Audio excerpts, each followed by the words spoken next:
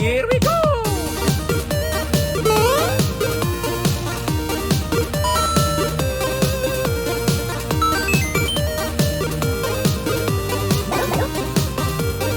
Okay, let's go! And welcome everyone to another One Up XP Show podcast / interview, whatever you want to call these. It's just plain old good fun.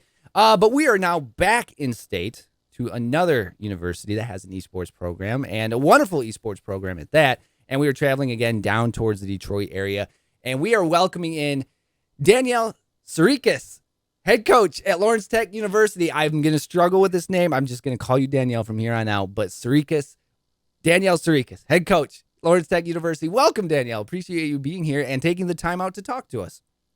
Absolutely. Thank you. And you got it 100% right. Like I used to be called Circus or Sirekis. Like, so the fact that you got pretty close, you're winning. See, I run into the problem of me just having the plain old Jane name, just Michael Stevens. And there's so many of me. I guess I didn't realize how common the name is. It's like John Smith, you know, it's not to that extent, but it's just so plain Jane.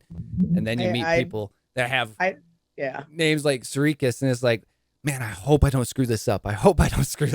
So, well, your name is pretty common. I don't know how you thought it wasn't common, but yeah. Well, that's the thing is, I got the first taste of how common it was when I was in North Dakota. I actually went to a GameStop and I pre-ordered Batman, Arkham Knight, the first one. Someone actually came in and got my copy. Same name and everything. There was 3 of me in Minot, North Dakota. 3 of me. And he thought he could go to any GameStop, pick the game up, because he was at Minot Air Force Base, which is like 16,000 people there.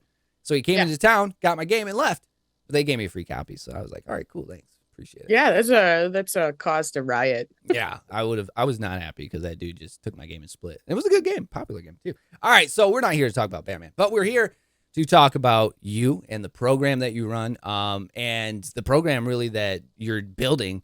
That is, we've talked a little bit, and just absolutely phenomenal, because there's more to it than just esports, obviously, which is usually the case with all esports programs. But before we get into Lawrence Tech's esports program, let's talk about you. Let's talk about Danielle and how gaming started for you, and basically how the road got you to Lawrence Tech. So take us back to little Danielle, gaming. How did this all start for you, and what brought you to Lawrence Tech? Yeah, it's a kind of a interesting, fun story. I guess I have interest of 2 worlds always colliding. I think that's me in general. So when I was really little, probably like 8 or 9, even maybe younger, my mom and her friends loved Mortal Kombat. Yes, mine did too. Yeah. I was probably younger if we looked at the date. And in my mind, I was 8, but I probably was like 6 or something. Was it Sega or Super Nintendo? Super Nintendo, because I think we bought a Sega first, or maybe we bought a Super Nintendo and then a Sega. I'm not sure. It's 91, 92-ish. Yeah. Somewhere in there. Yeah. So we're about 7. Oh yeah. 7. Yeah. So my grandpa actually allowed me to take his pennies, because he had a giant penny jar, like those glass ones. Yep. And he said, he calls me Buckwheat. And he was like, Buckwheat, if you want a Sega, this is my gift to you, but you have to roll all the pennies. And so we rolled all the pennies, and it was enough for a Sega. Awesome. I think it was. He might have turned around and let me roll all of them, but it was a giant jar, right, in quarters. The days before Coinstar. Yeah. Well, I mean, they take a percentage. Why do you want that? Well, that's true. You could just do a little bit of work and teach kids lessons, and they remember it, right? It's true. So I remember I think it was probably the Sega, and they would play at nighttime, and I wasn't allowed to play Mortal Kombat. It was pretty. Don't tell my mom. I secretly still played when, if she went to work, because she didn't take away the game. No. I was just like, hey, what is this? In hindsight, thinking about the blood in that game, it was it was pretty graphic, the fatalities, but compared to games now, it's not as much. Yeah. I remember thinking those graphics are ridiculous. But Super Nintendo, I got to play a little bit more often because I bent the prongs on our Sega. Oh no. So I got in trouble for that. I remember. And believe me, if this age and I had a kid, I don't have children, but a child bend the prongs on my system, I would like I'd be riot. so upset. I would Yeah. too. I know, like, they're little, so you can't be too mad at No, them, but you I can't. 100% would be angry. Yeah, Got into my favorite game was Super Mario RPG Legend of the yep, Seven Stars. that's a Yeah, good I one. think I told you before. I'm waiting for a comeback. I think I'm gonna die on this hill for a When was sequel. the last time that they made that? Yeah, Super Nintendo. Uh, my Did they understanding make one for the is Wii? I can't no. remember. No. Well, no. Square and Enix. I said I was Enix, Yeah. but I think it's Enix. But they had a relationship with Nintendo Hmm. and some bad blood between them. Oh I yeah. did not keep. I'm never gonna quote that. And also Nintendo, I don't want to Yeah. come No, I after get me. it. So there was some bad blood between them back then. Hmm. Now they're working together again. So I was like, once they started working together, I was like, please let that be. I think that Paper Mario and Luigi is supposed to be like they're more RPG. Right. Still not the same. No, It's not the same at all. yeah. But I have a hard time going back to those games as a side note. Like Oh yeah. they're not what they used to be. No, it's very different when you're Yeah. you're a kid and then you play them nowadays. Like I can only play them for so long. And the funny thing is, I have a 3-year-old nephew that is getting into.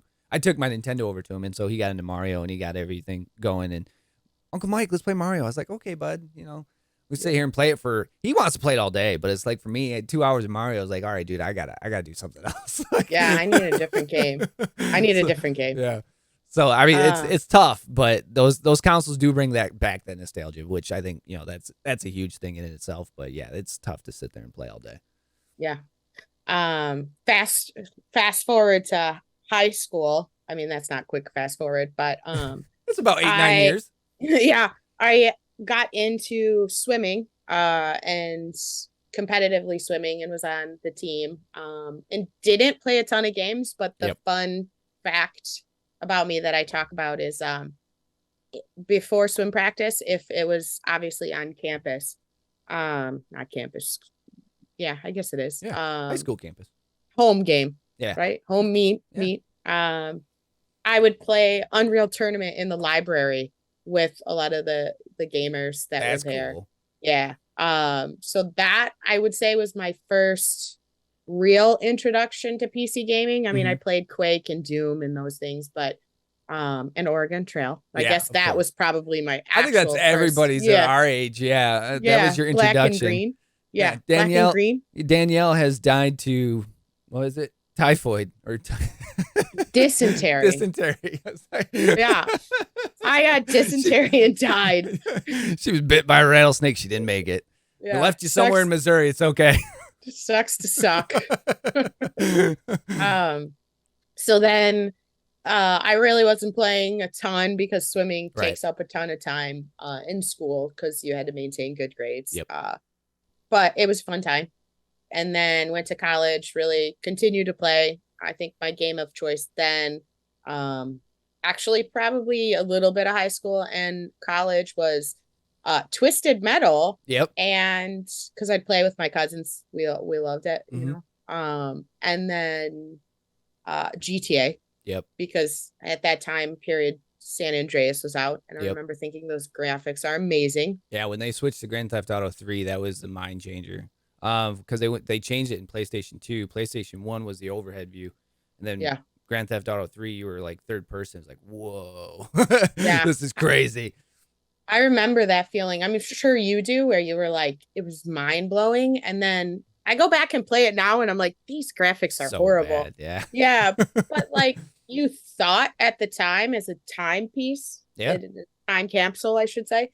It was amazing. It was innovative. Even just the whole like borough system. I don't think it was New York. No, it was San Francisco, I think was the base. And then The gang third one. wars. Yeah. So like things would be happening and you have to go back and do them.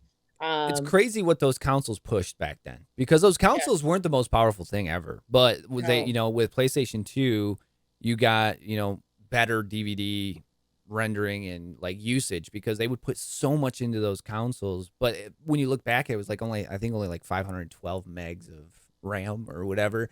So these consoles were running basically with Grand Theft Auto 3, especially. they were running way past their power. Like, you didn't realize how much of these things were utilizing it. But Grand Theft Auto's always been that game. And then, you know, I got a PlayStation 2 because I had a DVD player. I was like, yeah, it's a DVD player and a game. I love this. And then double-edged sword. Yeah, and I was like, it's only like $199. I was like, this is the best thing ever. And then, of course, the introduction to the joysticks on PlayStation 2. I mean, that was a huge thing. Those consoles were just so groundbreaking back in the day. But yes, nowadays when you play them, it's like, what was I thinking? But then again, we had tube TVs too. We didn't have plasma TVs or LED TVs, so they weren't meant to look good on the TVs that we have now, or even monitors that we have now. They were meant to look good on a square block TV, and they did look good. You know, I played on my 19-inch TV I think I had in my room. Oh, arguably still look better on those than our new TVs. Like, I think our new TVs make it worse. Oh, yeah, especially if you try to upscale them. I had I took Mario Kart 64 into work because not everyone's played it. And I have my Nintendo 64 is still the one I got from November of 97. It's 25 years old this year. And we put it up on the big screens and everyone played. But, man, it was so hard to play because it was just so bad graphic-wise. Yeah. Like Rainbow Road was just a pixelation of colors. It was so bad. But it's so much fun. They had fun, though. Exactly. I guess we should, time-wise, my timeline-wise, came back home, still stayed in college. It took forever to get through college. Doesn't matter how long you take, you could still get it. Just anyone listening, you know, as long as you finish, that's the takeaway from my whole time you listen to me. Anyway, got a job in healthcare, thought I wanted to work in healthcare. Kind of fast forward to becoming a patient advocate. I was a nursing assistant, patient advocate, in the emergency room. So Royal Oak Beaumont, level 1 trauma center, probably the hardest job, psyche wise that I could ever do. I say nursing assistant in a nursing home, not the hospital, was the most taxing job I've ever done. Yeah. Just lifting bodies and you're just by yourself. They're understaffed. There's not a lot of help. No. So working in the emergency room, I'd handle any deaths, traumas, family complaints, concerns. That's off to you. I couldn't do that. Yeah, I look back and I did it for 5 years and I am unsure how I did it for 5 years, but I did. Well, I think in life, like your just shut that door. Well, yeah, compartmentalize. Yeah. But I think like what happens is you kind of just get in the flow of things and life just passes you by. Right. And so when you get comfortable and you're just used to going to work every day, you don't change. Correct. And you're just like, this is what I do. Yep. Which I loved the job. It's a hate-love relationship for that job. Right. I loved the team. I loved the people, most of the people that I worked with. It was a hard job. I love the adrenaline rush. Never will find that adrenaline rush again. Yeah. And then hated the other part. But why that's relevant is I worked midnights. So on my nights off, because I worked 3 12s a week, which means 4 nights a week, you'd be open. We'd play games with all the people that weren't working. That's awesome. Our big game was Destiny. Yeah. That's why I started streaming. Yeah. Right. So I had like 700 hours in Destiny 1 and then 400 in Destiny 2. Yep. They still play Destiny 2. I kind of just got to the point where I was like, you play so many hours, but I can still hop in and play and I still have character progression and all of that. So, my friend Jason is who I used to play a ton with. His wife, Jamie, worked at Lawrence Tech as their director of student life and student engagement. It got changed to student life. And so she handled any of the like fun stuff going on campus. And then she told me about the job. The job as a head coach had been posted for about a year. It was posted and then taken down because of COVID. And then I interviewed and got the job. So And here you are. long story to end up here. Did I guess that I was going to be here? No. No. And to be honest with you, anybody in esports, I don't think they guessed that they would be here. Like maybe some of this generation now where you have kids, competing and then being in esports, like that might have been their thing. But, as a kid growing up and playing video games, and I'm sure you can say the same thing. It was just fun and a way to kind of unwind or just hang out with friends. Never in my life did I think it would be an option other than to make a game, but I never thought it'd be an option to work in the field of video games where you're bringing information or you're bringing entertainment or you're competing in video games. I never thought that would be possible, but the internet has worked wonders in 20 years for video games. It's crazy. Mostly wonders. I mean, there's some bad things too, but we won't go on that tangent. But let's talk about Lawrence Tech's program that you've started, that you've built, and where it started and where it is today. So obviously, the job was taken down because of COVID. You guys started in fall of 20? Yeah. So I was hired. We're about to reach my 2 years. So Okay. November 30th. I mean, I was starting the interview process right now. Okay. Last year, or not last year, 2 years ago now. Started the interview process and was hired. Went through the whole thing, and then my start date was November 30th. It wasn't my hire date because we ran into Thanksgiving, and Got you. Universities don't do much during Thanksgiving. Right. No, they don't. They say everyone go home. And then we'll see you back here for like a week or two, and then you're off again. So you started in 20. You didn't really get a competitive going until spring of 21? Actually, fall of 21. Okay. Yeah. So our first season, fall 21, that was and we also during that like summertime pitched the coaches. I gotta give Antar a little bit of credit there. No, not a little bit, a lot of credit. He kind of facilitated getting our conference, Wolverine Hoosier Athletic Conference, WHAC. Yep, the WHAC conference. Yep, esports in WHAC. So we were starting that as well. So I knew that we had to get people on the roster for Rocket League, Overwatch, and League of Legends, all during that spring of 2021. And yes, we were doing like on campus. We did Madden tournament. We tried to do 2K. Turns out LTU isn't really interested in 2K. No. I don't think a lot of people 2K is so tough to carry. Like I love what 2K, the community that 2K has built, but it is just so tough to carry because I don't think they have any. You see this with companies too. You just don't. You see that some just don't want anything to do with the esports aspect of it. They just want to continue with what they're doing, and that's what's made 2K NBA so big. I mean, they just run their little 3-on-3 street court league thing that they got going on, and it's so massive, but there just isn't a competitive scene outside of what the game already holds.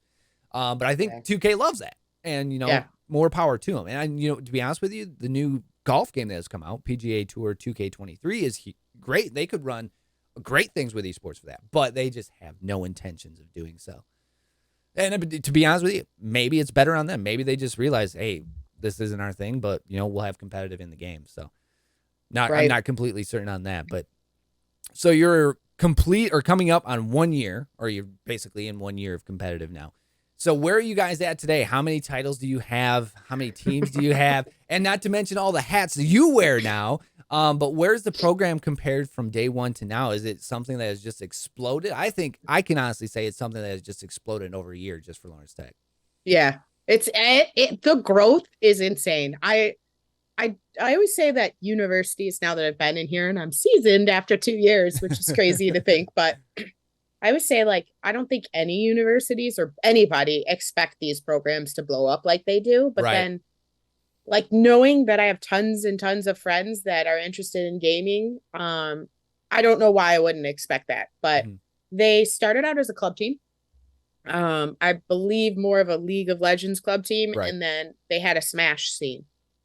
So like I knew I am not like I have played a total of probably 2 hours of League in my life. I haven't even touched it. Yeah. Well, I tried to when I started the job because I was like, oh, I probably should at least understand this game and learn it, which fast forward, I do understand the game, Right. in the basic concept, not to their level. I could never No. explain it, but um, I knew that I had to carry league. Not to mention that WHAC Right. decided to do league, and it's the biggest, arguably, esports title. Right. So they had a club team. There was not a dedicated staff member running it. He was in charge of the club team. And he quickly realized and told them that this is a full-time job. Right. This is not a part-time job that somebody doing something else can do. It's just ridiculously tons of work. So titles wise, though, fast forward, I guess I should say year one, we had 8 titles on the roster, ended up with. Wow. With at one point we had 40, kind of dwindled to the end of the year to 35 students on the roster. I came out of year one ending up with 2 assistant coaches, but they were game coaches. So hired a league coach. Right. I guess I kind of teed that up. And then I hired also a Rocket League coach, which he was huge with streaming and kind of getting that going. I know the basics of streaming and can do streaming, but like, because you're wearing a million hats, you can't just sit down and give your life to it. Yeah. You have to delegate. It's impossible. So then fast forward to now, and we currently have 50 on the roster. Very nice. We compete in 10 titles.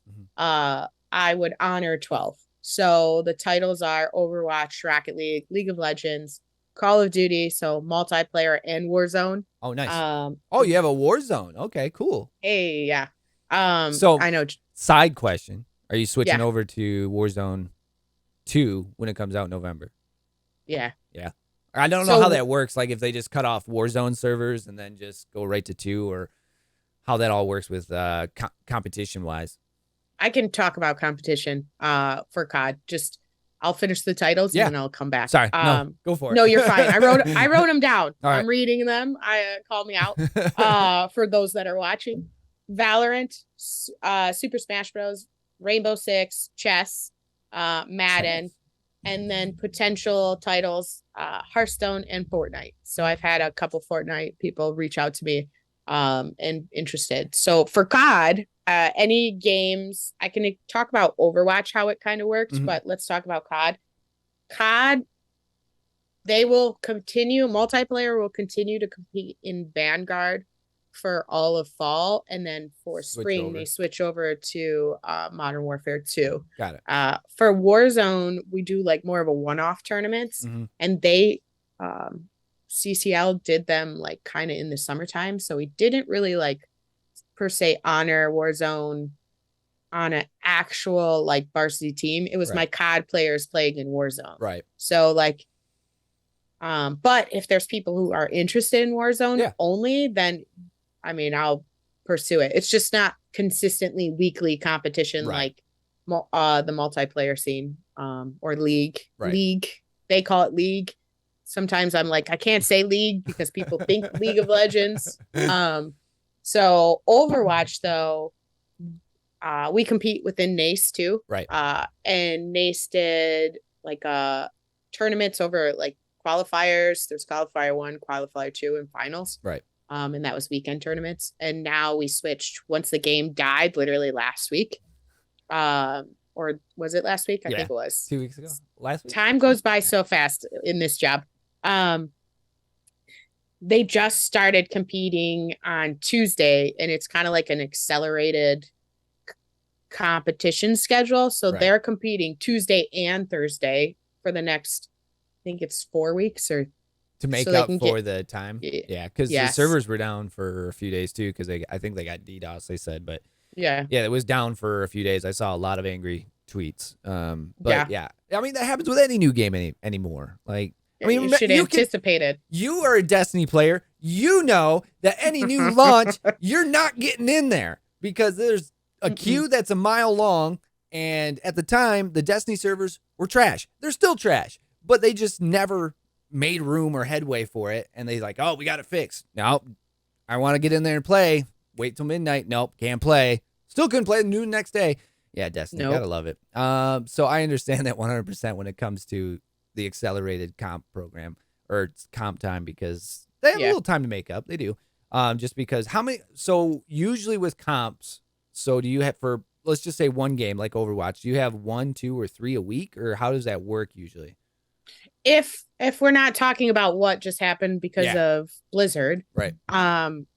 it's one a week for Okay. per game. Right. However, because of Rocket League, like because of WHAC or Wolverine Hoosier Conference, Yeah. we are competing. It's like 3 times a week sometimes in Okay. WHAC, Got it. and NACE. Once in NACE on Monday nights, Yep. and then 2 times a week against the team because we face each team within our conference 2 times. Right. So, and then we have a LAN at the end. Right. Ours will be November 19th. I think Sure. is the date. In Howard. Yes, at Cleary University. Yeah. So, Nathan just got hired there and he's doing an amazing job. And I'm kind of helping him a little bit set up the LAN. He's doing all the work. Just me giving a little input. Probably also because I work super close. It's 30-minute drive from LTU. And I think I was talking to Riley actually at this time last year, and he was getting ready because he set up the WHAC for last year. Poor Riley. Year. Yeah, Riley was like, I don't know where to start. I got to get this going, and I don't know what to do. And I saw him reaching out on Twitter a few times for stuff, but I heard it went well. Really good. Riley did a phenomenal job. Yeah. And that's what everything. There really wasn't much anything. I don't think Riley could have done better. Right. He was literally catapulted into that and pulled it off. I get hats off to him. And then improved on his own whatever he thought he needed to improve on for spring. For League and Overwatch. So I kind of went. That's why I went to Cleary and kind of told them, hey, this is what we did at Aquinas, and just saw their setup and gave him ideas from Aquinas because he didn't get to experience it. And then he's going to, whatever information I gave, he's creating an entire plan with his production team and his IT people, and it'll probably be amazing. I love their space that's going to be set up. Do you rotate it every year? Yeah, it's alphabetical right now. So if you see Aquinas, Cleary, Concordia will be next. You can, as a school, like bid for it, vote to pass up your time, right? And then it goes to the next person. Poor Coach Rob, he's gonna be last. Yeah. Siena Heights, bummer. Yeah. By that time, maybe Coach Rob, because I know they're expanding. Maybe he'll just have a whole arena by that time. So. Yeah. I said that I know Ferris State's building an arena right now. That place is sick. Yeah. I know. I was just talking to Jono and he's like, hey, do you want to come out? I'm like, yeah, sure. I didn't on the map, didn't realize how far in my mind. It's close to me, not so close to you guys. I thought it was so much closer. And then I looked and I was like, how did I think Ferris was somewhere else this whole time? Whatever. No, we did a campus visit there. And at the time it was just a pile of dirt, but we went out there and we saw the plans for it. And I was like, dang, like Ferris has got the idea. And I'm really hoping that will push a lot of schools to realize that, they're not dumb for doing it because they will fill that building week in and week out, whether it's high school, whether it's college, for all the programs. I mean, it'll be wonderful, and I'm glad Michigan's going to be one to do it, especially close to home. So it feels good, but I can only see people following up with it. But, yeah, I mean, look at Boise and Full Sail, both those facilities. I think Full Sail, hats off to Sari. Full Sail is, from what she talks about, is tons of people are always asking to utilize that space and bidding on it. And they have a long list, a calendar of dates and things of people utilizing it. So, which is insane to me and awesome. I can only imagine. So that's what I kind of had said to the humans, that the powers that be at LTU. I was like, listen, if we can move in that direction, I'm telling you, especially here, if you're the first one within this South East Detroit or Metro Detroit area, I should say, people will ask you to utilize this all the time. I mean, I have people asking right now. I've had Immortals asked to utilize the space, but we were running a camp, so I couldn't exactly let them use it for their all women Val team. Yep. We had Kay on the show.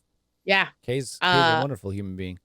Yeah. I didn't get to meet them just because of the time period, but I told them anytime. Now it's set up for a lot better usage. Right. I just had somebody else reach out to say, hey, can we utilize it? Which I have to answer them. See, reminding you. Yeah, exactly. But I think it's just going to explode. Yeah. It's just going to keep growing. And it really is. And that's the best thing for not only your program, but all programs, because you're all building together and working together. If someone sees your blueprint, is like, oh, that is so cool. I want to take that blueprint and build on top of that. And so the blueprints just continue to help each other out. And not to mention, you all know each other. It's not as big of a world as people think. A lot of directors know directors, coaches, whatever the titles you may have. A lot of people are intermingling and know each other pretty well. But let's talk about the program achievements. We kind of just did that a little bit with the program being a year under your belt. But let's talk about also your achievements in here as well. We're going to mix this together because you do have a lot of hats on it. And I don't want to just throw it, brush it under the carpet and think, Danielle doesn't have a ton of achievements here, because you do. You are the chair of WHAC. You also are on NACE, correct? You're a director in NACE? Board of directors. Board of directors in NACE. Then you have the head coach job yourself there at Lawrence Tech. And not to mention you're running this program, but you also have to be there for the kids. So there's a million things that you are doing right now. Hats off to you. But how do you put that into your program as well for achievements? Because over the last year, like you said, or like I said, it's exploded. You guys have put yourself on the map. But do you see that hand in hand, the hats you're wearing in the program as well? Or do you kind of give it more to the kids with the achievements, like the kids coming in? Yeah. I think don't feel bad to humble brag here, because it is something you are building. Yeah, I did my face say that. I think it's funny because this conversation kind of happened last week with Eugene, who's also on the board of directors in NACE. And he reminded us that we don't necessarily see the way that other people see us. Mm-hmm. It's just ourselves. And I don't always, like, I am chatty. I am an open book. I will share everything you want to know about everything. But when you start asking me to talk about specifically myself, I kind of like start to clam up. Yeah. And it's all the time. So I guess let's start with structure wise, creating multiple, like I try to create a structure system, obviously head coach, director, whatever title you want to refer to it as. Right. And then each game coach. And then within that, I also give student leadership positions. Very cool. So that kind of answers your question. Yeah. I have game captains and then team captains. I also have a graphic design, I forget Cody's title, but I gave her a title, whatever industry standard, lead graphic designer. Nice. I think that's what it is. Lead marketeer. Marketer. I always say marketeer. Yeah. I like Three Musketeers. Though, yeah. Marketeer. So I give these titles and opportunities because let's face it, they're doing that work.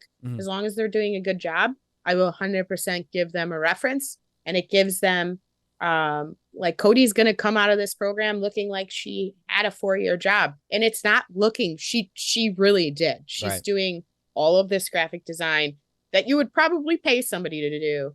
And so I'm trying to just create a system where it's giving them experience, and you just keep cyclical. Like if you're giving them experience, she can train the next person when she's a senior and say, these are the things I'm doing, or junior. She is a junior, but like people underneath her, allowing them to learn from her and grow as well. A well-oiled machine. Yeah. Yeah. And for the game captains and team captains, the game captains, they very much try to like solve the things they can before they come to like coaches and then me. Obviously I'm here for any grades, anything that's a super issue. Like I'm trying to give those game coaches a little leeway and delegation because I can't do everything all the time. Right. So within program, it's that way. As the board of directors at NACE, we meet bi-weekly. So it's an hour and a half meeting. And we obviously have a few things that we're trying to do outside of that throughout the week. Yep. So I kind of have to very much structure a calendar and delegate time. Take one hat off, put this hat on. Yeah. For WHAC, the chair, I think I will try to make this chair position a little bit easier for the future for the next person, right. Because it is a lot more work than I think we all thought. Because we're doing everything with Google Sheets and tracking, that if we're tracking these stats and creating things, like my goal this year is to create like an entire, the same as sports, like if you have somebody who did 50 career tackles, you know that they did this. So for Rocket analytics, League, analytics. Which isn't necessarily my strong suit, but if nobody else is doing it, how are we going to track from year one? Right. And we don't want to lose that data. Right. So I want to say, hey, this Rocket League person had, by the time they graduate, they're 5 million bumps. Yeah, they're holding the record for all of WHAC for this. So I'm working on that. That's cool. Yeah. And I guess this is the spot you asked for achievements for myself. I'm currently nominated for yes you are the Gamers Award, a finalist, which I is voted. crazy to me. Thank you It's absolutely crazy to me. Again, I'll name drop. Sarah was like, you were in healthcare 2 years ago. And I was like, yeah, like, how did I get here this fast? And I kind of did some self-reflection within the last few weeks and thinking, like, if I were coaching swimming again, because I don't think I ever mentioned that part. I think I glossed over that. If I were coaching swimming again and was in collegiate swimming, I don't think I'd get this platform. So hats off to esports for even giving me this platform to be a voice for women and people. I think it's amazing. I'm so thankful. But program-wise, we also, I'm jumping around just so I cover a few things. Program-wise, we ended up finishing WHAC tied with Riley at Aquinas. Nice. Second in WHAC. First ended up being Indiana Tech. And then Indiana Tech? Who's that? I don't know. We almost forgot that place. Yeah. No, they're a good program. They got some great kids there. Bub is helping me out with that stat sheet. He's a Rocket League player. Good. Very good. So I'm trying to think if there's any other achievements. I mean, you've rattled off so many. I mean, to be honest with you, it's overload of achievements, and it's all from 1 year of what you've been doing. I mean, 1 year of what you've set out to do in competition. Really 2 years of you starting the program, not to mention, 1 year of competition. So to say that is, I can't find any more. The thing is, you have so many, and you've rattled them off, and not to mention just individual achievements. So hats off to you, and hats off to Lawrence Tech University for what you guys have already accomplished, and there's so much more to come. Usually I already ask, where do you see the program and heading in 5 to 10 years? But, after 1 year in this, it might be physically impossible to imagine what's going to be happening in 5 to 10 years. But where do you want the program? We'll put it that way. Where do you want the program in 5 to 10 years? Even if it's just, you're not there anymore, but where do you want this program to stride to and head to 5, 10 years down the line? Yeah. I mean, we have shortcomings, so I guess that this would encompass that. I would say I would like full teams of people to run certain things, like somebody in charge of streaming consistently. Right. That's not doing like 5 other jobs at once. Because we have people helping. But it would be nice just to have people in charge of that. And then as if it's me or somebody else, the overseer of all that. So that way, not everybody's not spreading themselves so thin that they can also live their life. Right. Because I have all these accomplishments. I don't have a social life. Right.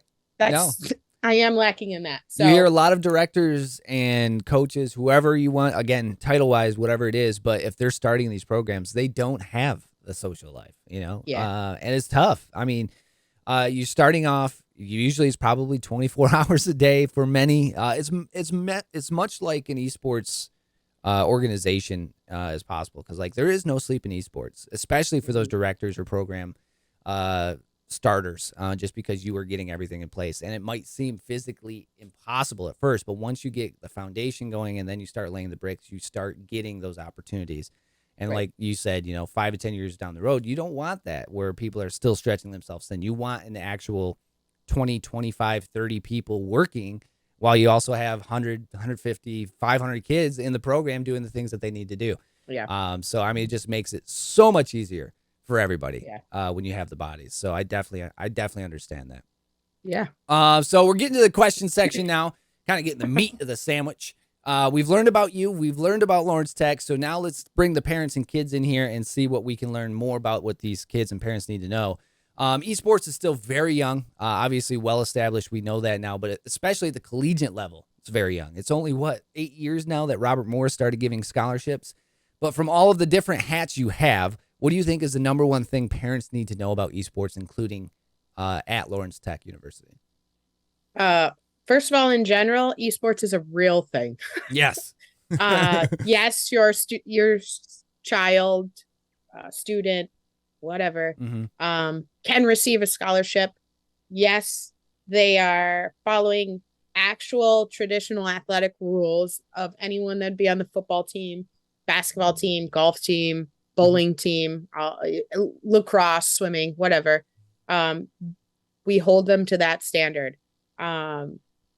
If you think about it, you're sending your student off to they were in this box of high school, right, and then you send them off to college to be an adult. And if they're 18, you can call the school as a parent and ask a question, but they're going to say they're an adult, so you can't get information. So it's another set of eyes on your child, right, that's young adult at that point, to kind of just make sure and help them, guide them. So it's a mentor. It's somebody who's trying to help them grow into an adult.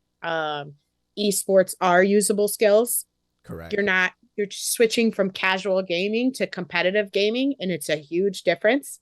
They're learning proper communication. Right. They're learning how to be on a team. I'm telling you, I'm giving them leadership opportunities and graphic design opportunities, marketing. So it's real, tangible, usable skills that they're learning and can put out into the world. And then nobody expected this to happen. Right. I would have never expected this to be my career. It's a real thing. Yeah, it 100%. Everything you just mentioned there is like the soft skills, just the skills in general. Kids go through high school, and I mean, to be quite honest and not stereotyping, a lot of the kids in the video game world don't necessarily get those skills in high school, because there's not a huge esports call yet for high school. Not a lot of them are in traditional sports. A lot of them might be in band, and they might get some soft skills from there. But it is very different if they're going to college, because a lot of kids might be scared to go to college. They don't know they didn't have the real school life in high school, where they were just kind of introverted or in their corner.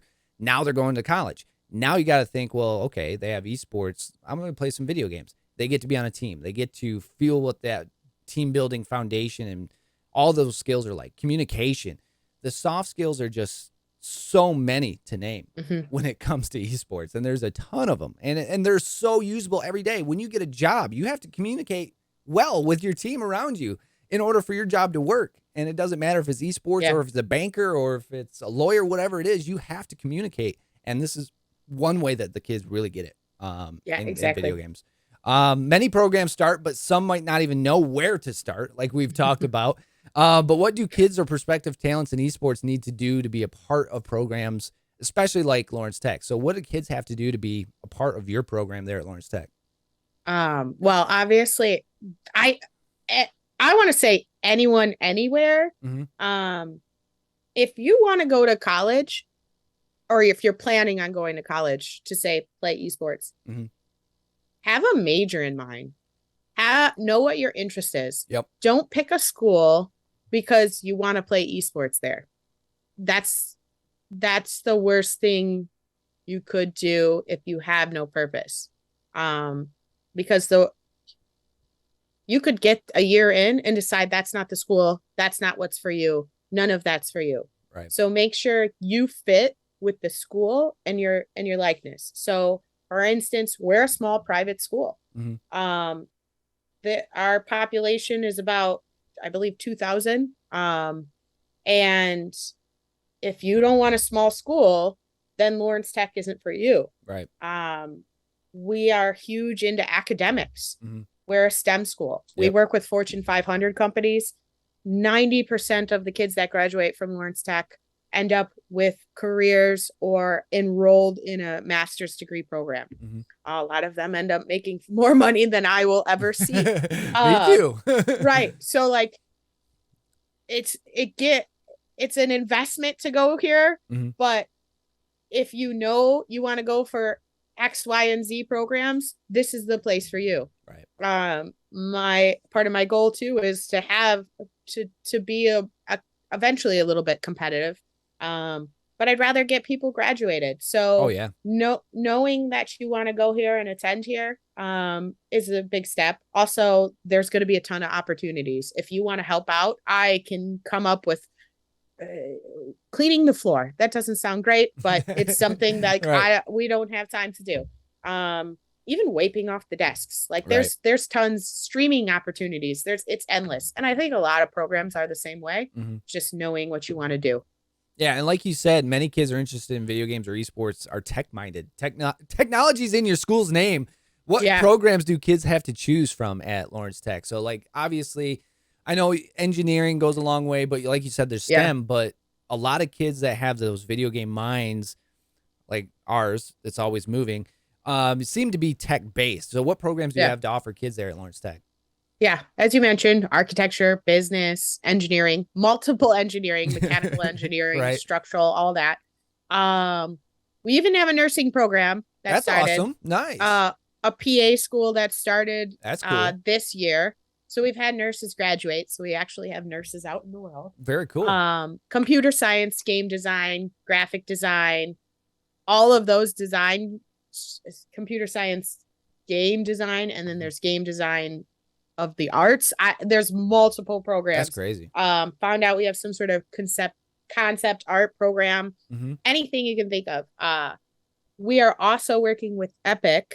We are rolling out training in Unreal Engine 5 on campus. That's cool. Yeah. Very awesome. So like a tiny spoiler, I've been trying to work with them a little bit to see how we can encompass that into our program.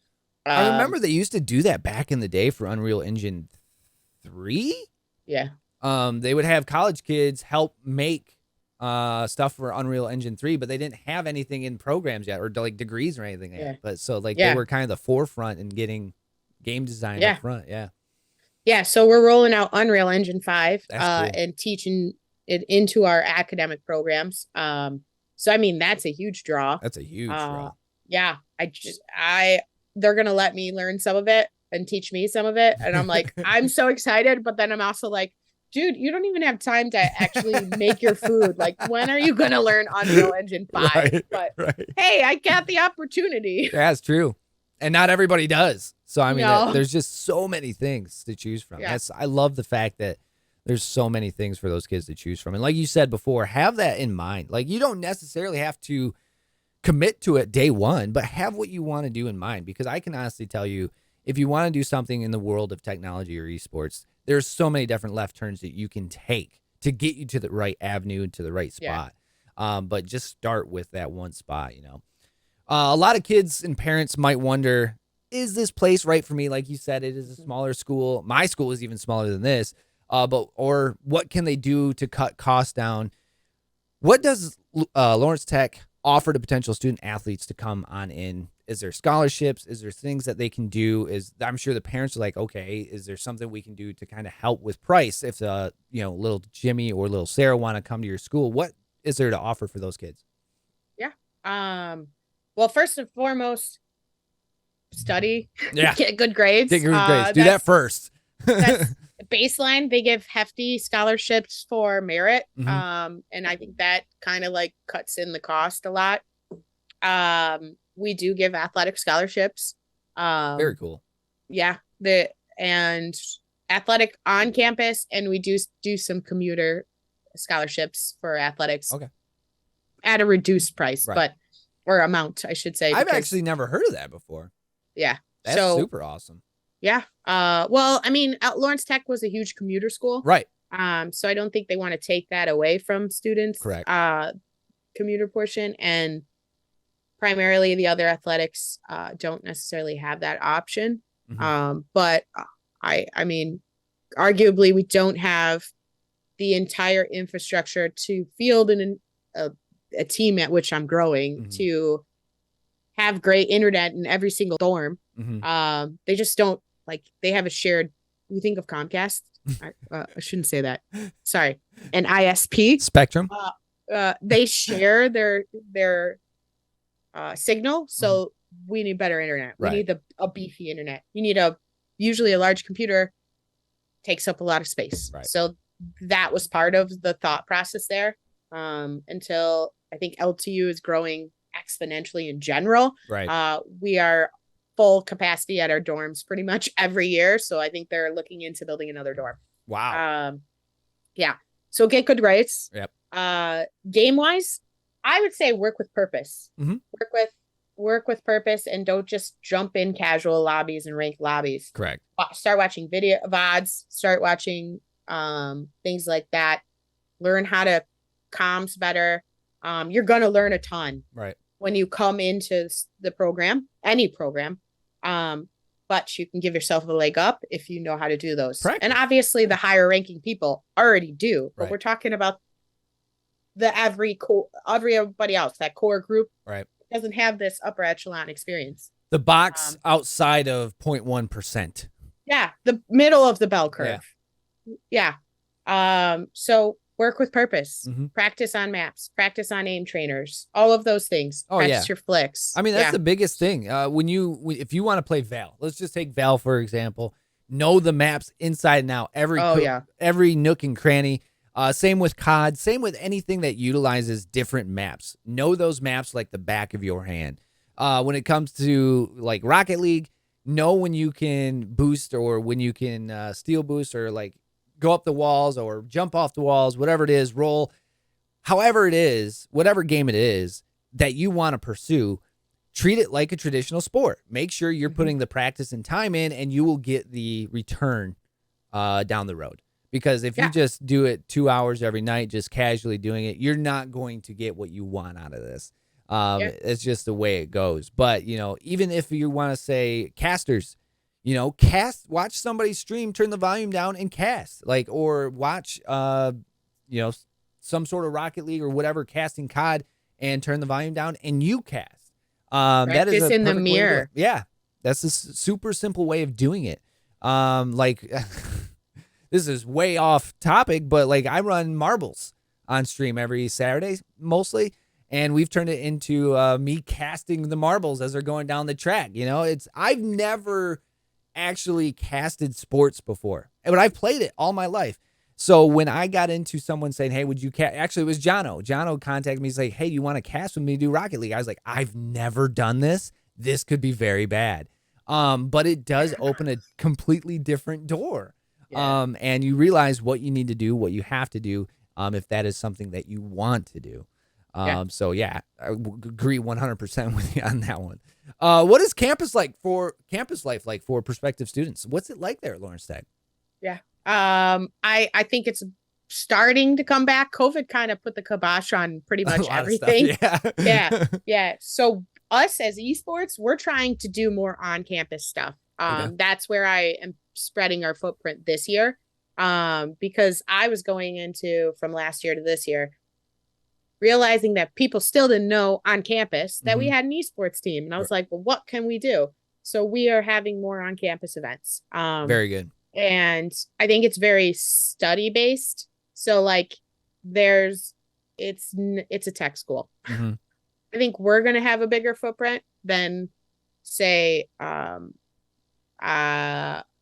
don't even know, a traditional athletic team within the campus body. Right. I mean, I love football. I'm not coming for football. I am pretty much at all the football games, that's why I said two worlds colliding. So, But there's a whole group of students that we're not capturing. So how can we capture them? And we're starting to see that. And they're doing a bunch of student life stuff. They've done an ice cream social. They did a taco truck the other day. The coffee and hot chocolate. So they're doing a lot more stuff to promote student life and hangouts. I know that they did a giant concert. That's it looked cool. kind of like a rave in the gym. Obviously I did not go because I am not a student, but after I saw the pictures, I saw all the lights and stuff. So they're doing a lot more fun things. So it's just about getting involved, but that's everywhere. Like I think a lot of directors do the same thing. Like I talked to Adam, and Adam Antor was like, yeah, that's the one thing I get everybody out there. We make sure they're at functions to, because if you show you support the other athletics, they'll start supporting the other athletics, And I've talked to some of your esports colleagues. Caitlin Roos was the same way. Jackie Lamb, who we just had on the show, is the same way, which you have coffee and esports with them, the podcast as well. I'm plugging you now. You did plug us there. Hey. So, but you do have all these things, just like those other directors or program coaches, whatever you want to call them, their actual titles. But you all have that same mindset where, what you put in, you're going to get in return. So it's not, you don't want to go into school where you just sit in your dorm and then play some games and then go back to your dorm. Like, that's just not college life. Obviously, you want these kids to experience the college life just like anybody else that's in college. So getting them out and doing things like that, they'll find that, they're part of the athletic body too, student athletic body. And so going to football and basketball games, whatever it is, you're going to find that those kids also play games. It's just a little bit different, So I love that 100%. I did want to add that you said that. I can't believe I forgot to ever say this. We have several multi-sport athletes. Oh, yeah. So we try to go support at minimum one game for each game that they play. So we have football, hockey, track. What am I missing? Baseball. Yeah. Can't forget the baseball. Yeah. So, and we have more starting to reach out, and it's more about like, I don't understand every single sport. Like I understand them, but like practice wise, I don't know when their heavy season is. Like football, I know it's fall. So some of the other sports, like it's in the middle. So there's not really an easy balance. No. Hockey, I think, goes from like October to March.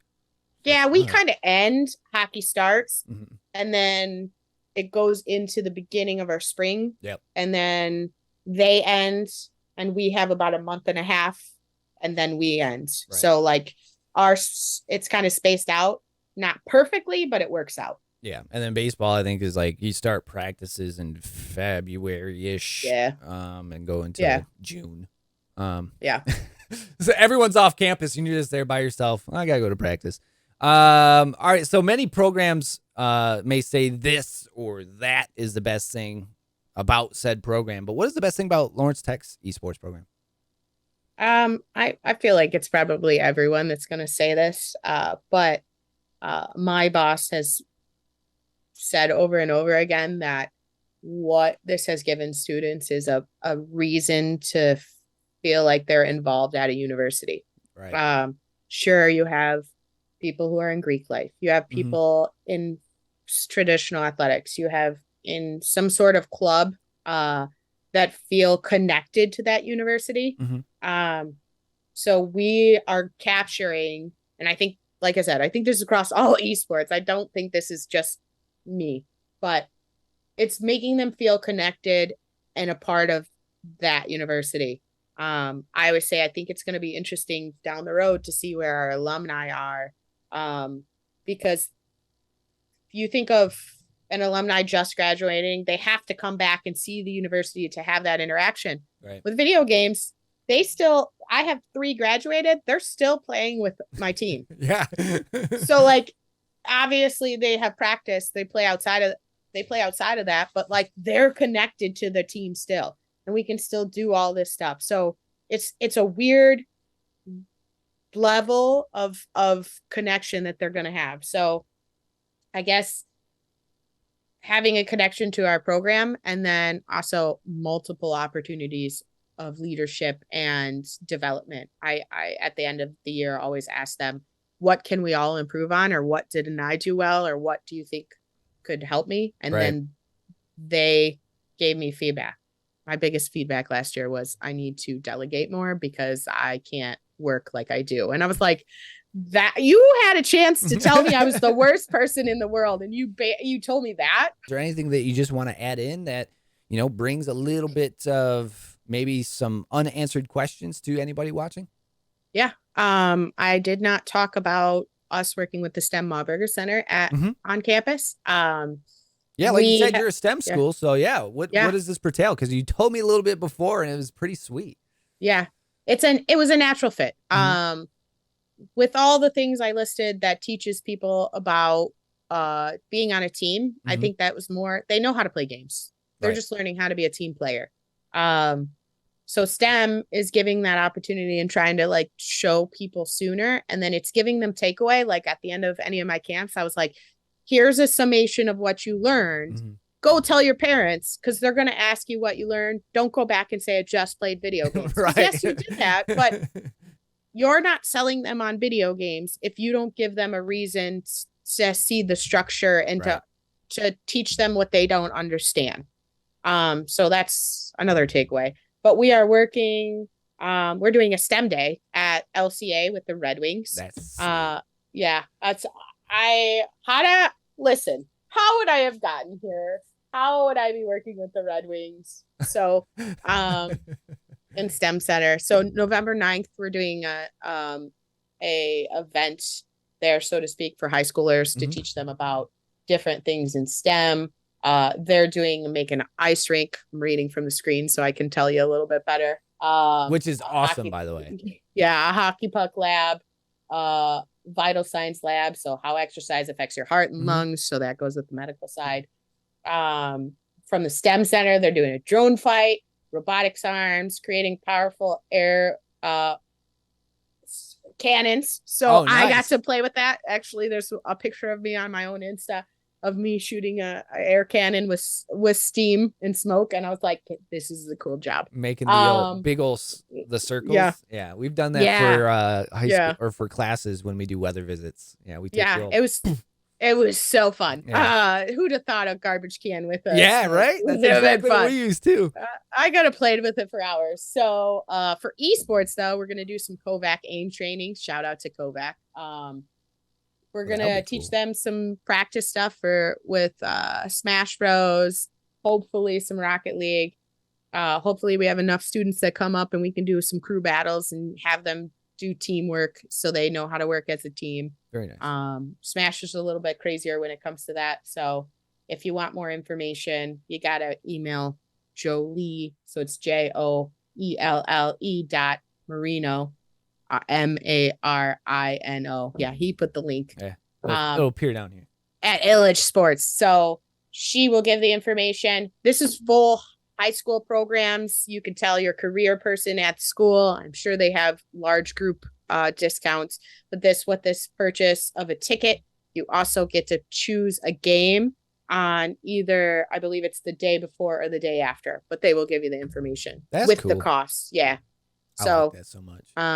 Yeah, and you get to go see the Red Wings. I mean, sports. So yeah, I tried. So I was making my show Side Tangent, and hopefully this doesn't give anything away for next year. But they come up to Traverse City for training camp every year. Oh, so they're only 40 minutes away, and I was sitting there making my show. Actually, I think I was doing Sean Burns' podcast. I was editing it, and I was like, wait a second, the Wings are in Traverse City. I run an esports show. Why am I not up there playing NHL with the players right now? And so I emailed their PR guy, and I didn't hear back from him because it's only 5 days now. Training camp's only 5 days long. And so by Monday, he emailed me back. He's like, dude, we missed this. I'm sorry, but let's do it next year. I was like, sweet. Yeah. So you got to make sure you're ahead of the game with them. They're still ahead of it. That's the one thing. I was just like, I can't believe I didn't think of this. Like, I'm an idiot. So hopefully another takeaway for parents. Another takeaway for parents or anyone listening, esports doesn't schedule. They're working on it. They don't schedule things way out in advance. So for those type A brains like myself, not yourself, maybe you are type A. I am super type A. I even had to reschedule like 15 minutes before a match, Right. which, I have to have my own cutoff and stop being so nice. But Right. you're not going to get a schedule way out in advance like you do for traditional sports. So hopefully that changes. That's my wish. Yeah, I hear that too, because I mean, you hear a lot of it with like, and I get a lot of it too. They might not have the numbers or something like that, but if you want it to be up there with traditional sports, you can't have something that is 15 minutes before the match. Hey, let's play tomorrow. No, you can't do that. You got to have them scheduled out, and you got to have an idea for parents or for anybody that might want to tune in, because a lot of parents, they want to see little Jimmy, even if they don't understand it. They want to see little Jimmy play, and if he's going to be on stream, they want to see that. So they block something off and they watch stream. They watch their kid play a sport, and if that's not available to them, or is like, oh well, I'm not going to be available tomorrow at noon or 1 or 2, so it's going to be a little bit different. But the good thing about esports is there's VODs for days, which is also very good. All right, you are now off the hot seat for questions, Danielle, but we now are into the 10 questions earn 1 up. This is a fun little game that we play with everybody that's on the show. We switch the questions up after year 1, so these are just 10 completely random questions that have nothing to do with anything. But we are going to see your answers for these 10 random questions. So, Danielle, are you ready to take 10 questions to earn 1 up? I mean, maybe. Maybe.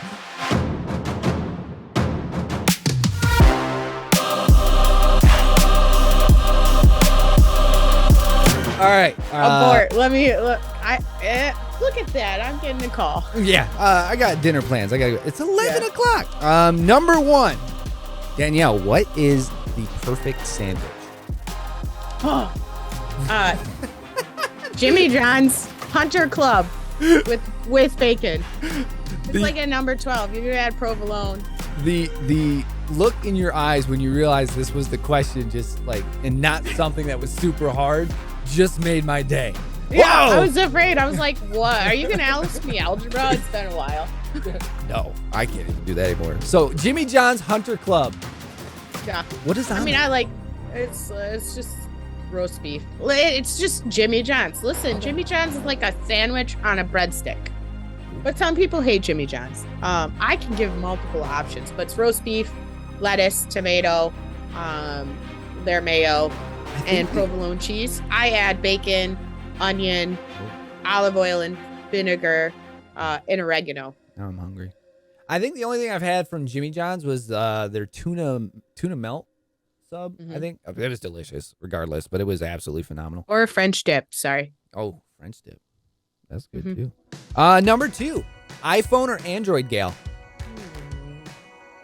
iPhone. There you go. Yes.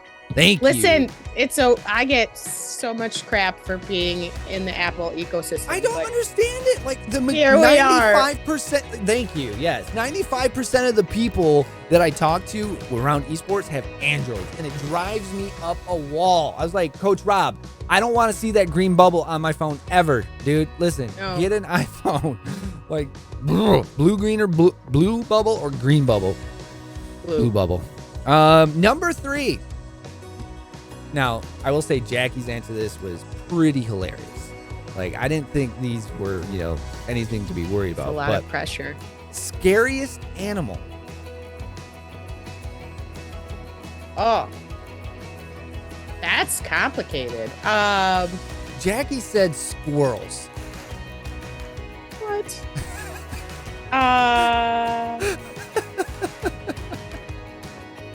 A honey badger. There, yeah. A honey badger's a scary animal.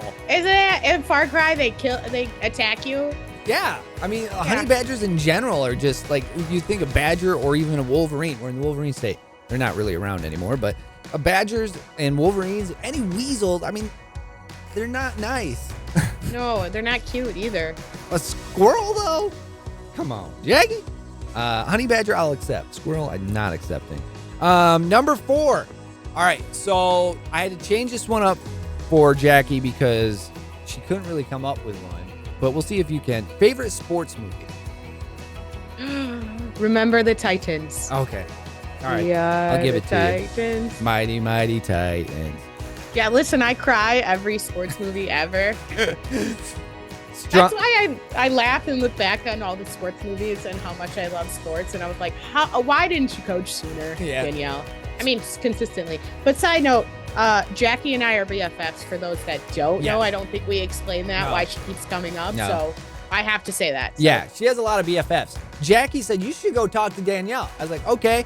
And then I realized I have been following Danielle and also LTU for a year on Twitter, but I hadn't reached out yet. I was like, well, jump in those DMs. And then Danielle's like, yeah, let's do it. Sure, why not? I'll talk. I'll be on the show again. Oh, and we'll have you on the show again. Would you rather spend a week in the forest or one night in a haunted house? One night in a haunted house. Yeah, that's me too. I mean, I could spend a week in the woods too. I'm a hunter, but haunted house, it's only 10 hours max. Listen, there's so much variables in the woods. There is. Is it raining? Is it cold? Is it warm? Do I have food? Do I have a tent? When was the last time you saw Jason from Friday the 13th in a scary house? He's always in the woods. Yeah, you're gonna die. Yep.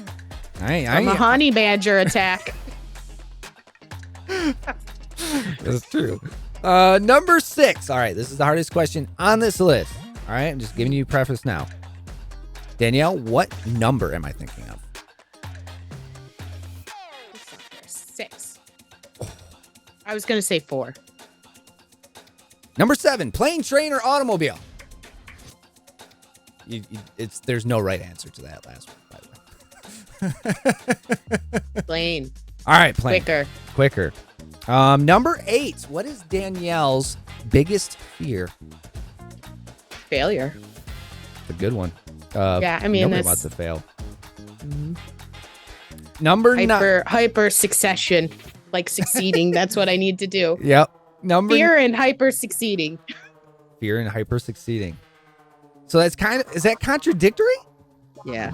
No, I just I don't want to. Let me just be in the middle. So you want to, be in the middle. Yeah. Like be in the middle. I don't need to be super successful. You don't want to do I don't this, like eyes on me. And then that. Yeah. Like I don't. It's funny because I'm outgoing and I'm chatty, but I don't want eyes on me. That sounds like a lot of people, to be honest with you. You know, yeah. We're the social butterflies, but you don't want to be with the other butterflies. You know what I'm saying? Yeah. Yeah. Number 9, DC or Marvel girl? Marvel. Although, listen, I like a couple DCs. I like Batman. You don't have to go with just necessarily the movie. Now you can go with just the universe in general. Because I'm a DC Comics pig. Like I love Batman and I love the DC Comics. Now DC movies, on the other hand, have been trash lately. But like Marvel movies are phenomenal. Marvel cartoons, when I was a kid, like X-Men animated series, and like they were great. But like nowadays, I have to give it to Marvel. Like the Deadpool teaser they just released. Marvel's hitting home runs, so to speak. Yeah, let's just. I mean, they fail a couple, but I'm like, if you really look at it, their worst, not Hulk. Let's say. In this universe that they've created, if you look at their worst movie and compare it to DC's best movie, you're like, well, so like some people didn't like the new Thor movie. I loved it. Oh, I did too. Yeah, it was cheeky and funny. I liked the tone. It took a different set. And you look at not the Snyder cut of DC. Right, but the original, Yeah, you're like, that is, no, it was garbage. The worst movie ever made. I'll still watch it, but garbage. Yes. So I fell asleep watching that in the theater. I was so jazzed for that. I was like, man, this is going to be good. Joss Whedon screwed that up so hard. Yeah. You were literally handed everything on a silver platter, and you just said, poo-pooed on the bed. That's so bad. Family friendly. Poo-pooed on the bed. Number 10, last question, and then you're off the hot seat. One song for the rest of your life, Danielle, on repeat. What is it? Ooh, this one is hard. I would have to say it's probably going to be a Fleetwood Mac song. Ooh. Good start. At the moment in my mind, it's Landslide, but I want a little bit upper beat Fleetwood song. Good. Yeah, I Fleetwood. like Landslide, but Landslide, covered by Smashing Pumpkins, was one of my favorite songs of all time. Oh, maybe Rihanna. Ooh, Like not Rihanna. right. Fleetwood Mac Rihanna. For those that think I like Rihanna, don't get me wrong. Come for me on Twitter. Yeah. Canceled. Yeah, cancel culture. She doesn't like Rihanna. No, Rihanna's fire. But Rihanna, Fleetwood Mac. Yeah. All right. So you're going with Rihanna by Fleetwood Mac. All right. Okay. Well, Danielle, you are now complete. You have earned your one up. We're now off the hot seat. You are good to go. Thank you for giving me your time and talking to us today about Lawrence Tech University. And if you need any more information, everybody, you can find it all below. If you're watching this on YouTube, there'll be links. There'll be everything you need. If you're listening on Spotify or SoundCloud, you can head to the 910 News website where you can find everything that you need to know about Danielle, as well as also about Lawrence Tech University. Thank you so much, Danielle. We will have you back. I will be down as well. We'll do possibly a campus visit. We'll see you guys for the WHAC, hopefully, championship, but we'll also be down there just to check out everything because I need to get down there and see everybody. So I appreciate you being here. Really do. Thank you so much, and we'll see you soon. Yeah. Thank you so much. It was a blast. Here we go.